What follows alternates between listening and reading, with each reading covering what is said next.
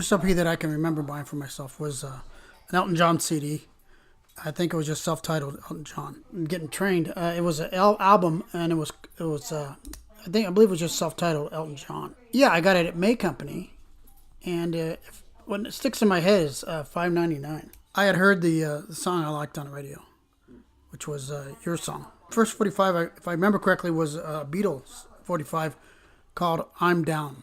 If I had to guess, I would hope that it's a younger generation is discovering the richness and the coolness of it. Hopefully, because you get in a later generation and they don't even know what an album is, and hopefully they're discovering the quality of it. The album is has a picture and a story, and it's not like these little CDs or just something you buy on the internet. So I don't know. You're wondering, like I heard somewhere, you're wondering what the next Beatle cover is going to be like. Not just what the music is. You got both. Let me see. I used to go to Wallach's Music City as the big one. You could go into booth and actually listen to the album till the jerks start stealing the needles, because needles were very expensive in them days for your hi-fis at home. Wallach's Music City and. I can't remember, but that's the one I remember the most. It was in California on Hawthorne Boulevard. Oh yeah, I went to Tower Records several times down in Hollywood. That one had a lot of stuff, and it had the ambiance of Hollywood. So it's very cool. It was like a day trip to go down there. Licorice Pizza. I always I think if I remember correctly, Licorice Pizza took the place of Wallach's Music City. They were pretty cool. They had a really super cool logo because. Wallach's Music City was, towards the end, was kind of it wasn't hip. It was the older guy's place. So when Licorice Pizza came out, they had all these cool artwork and cool logos and stuff like that. So it really drew the younger audience. Oh yeah, I used to go to a place called, I believe, Recycled Sounds.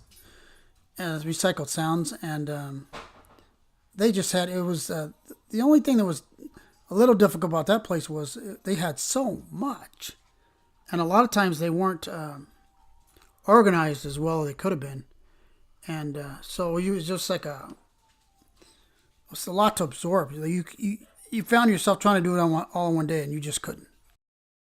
When you were younger, you would borrow records and stuff like that, but you found out very quickly never ever to do that, because like tools, you never get them back.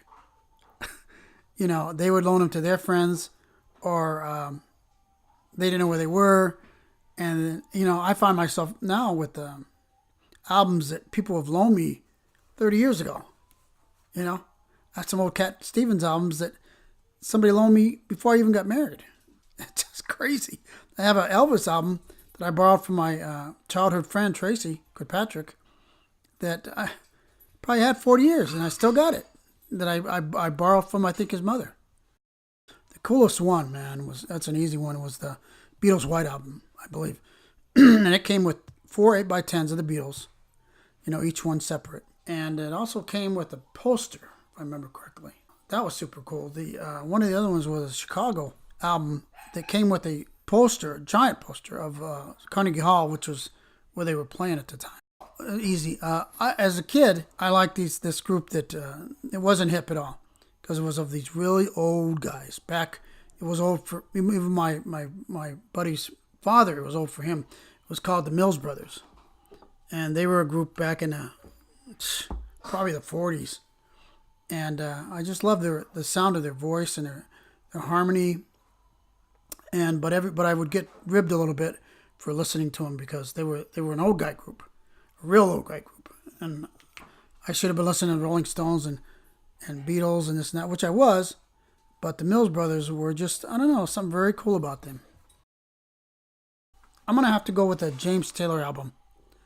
I believe the name of it was Mudslide Slim, and that was ways before CDs and stuff.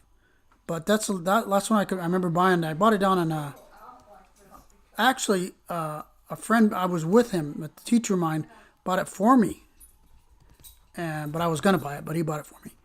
And he had put a nice sentiment in it. And that was the last one I remember being in a store and getting. I think, in my opinion, was just having to get up and change the record. because you put it on and you lie back or whatever, and it seemed like it was always over too fast, you know. But then you got to get up and change it. But they had these changers, but they would drop the album down, but it would drop it, and the album on the bottom was spinning. So when it dropped it down, it would scratch it. But that was the thing. So you tended not to get the ones that dropped them.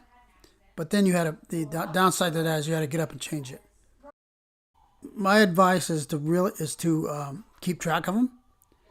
Don't loan them out.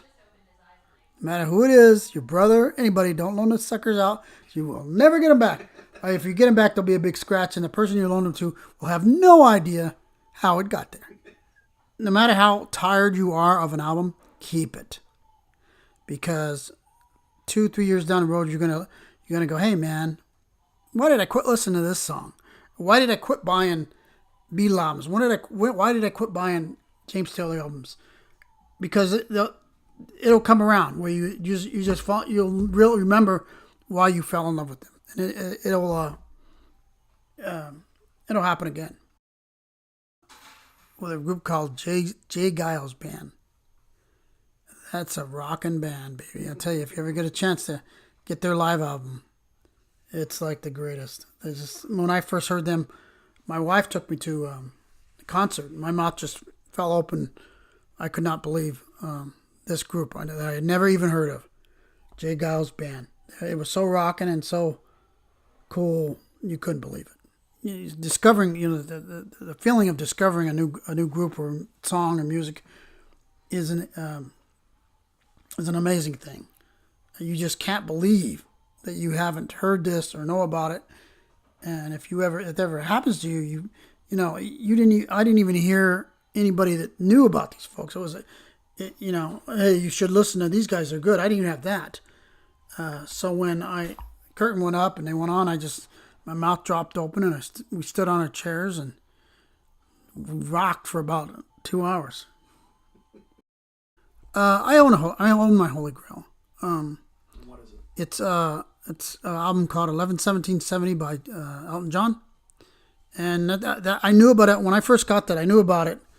I knew about Elton John, but I didn't know how good he was, really, because it's a live album, and it just blew me away. I must have listened to that thing a million times.